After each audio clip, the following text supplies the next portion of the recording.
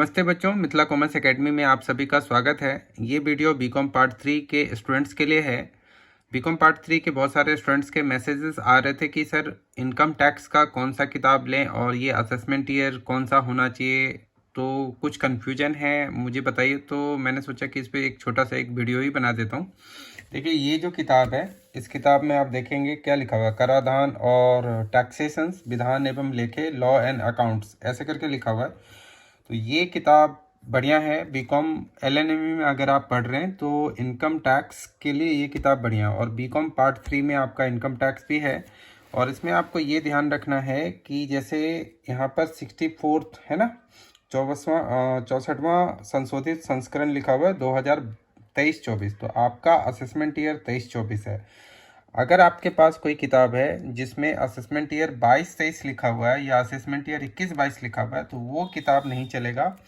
आपको ये वाला किताब जिसमें कि असेसमेंट ईयर 2023-24 लिखा है वो लेना है। और इसके जो राइटर हैं वो हैं एससी मेहरोत्रा और एसपी गोयल।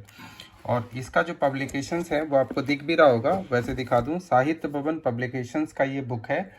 तो this is the best book for income tax for the student of BCom part 3। इसका जो प्राइस वगैरह है आप देखिए, इसमें आप अंदर अगर आप देखेंगे तो क्या लिखा हुआ है, एलएन मिथिला विश्वविद्यालय के बीकॉम ऑनर्स तृतीय वर्ष हेतु। तो अगर आप इसके स्टूडेंट हैं तो ये ज़रूर चेक कर लीजिएगा कि ये लिखा हुआ है या नहीं लिखा हुआ है, क्योंकि इनकम टैक्स से बहुत तरह के किताब आते हैं। तो ऐसा ना हो कि आप गलत किताब खरीद लें। और जुलाई 2023 में इसको अपडेट भी किया गया है और एकमात्र प्रमाणिक पुस्तक भी लिखा हुआ है। और एक और भी चीज़ दिखा देता हूँ, जैसे इसका क्या दाम है, ये भी कन्फ्यूजन होगा। तो ये देखिए, ये तो राइटर मैंने पहले ही दिखा दिया। और जो बस ये इसका जो पब्लिकेशन है ये तो आपको पता लग ही गया। अब इसका एक प्राइस दिखा देता हूँ और कंटेंट दिखा देता हूँ। देखिए, अभी इस पे जो प्राइस लिखा हुआ है वो लिखा हुआ है 625 रुपये, ठीक है ना। तो हो सकता है डिस्काउंट पे भी होगा, तो वो आप पता कर लीजिएगा कि आपके आसपास दुकानों में ये कितने का मिल रहा है।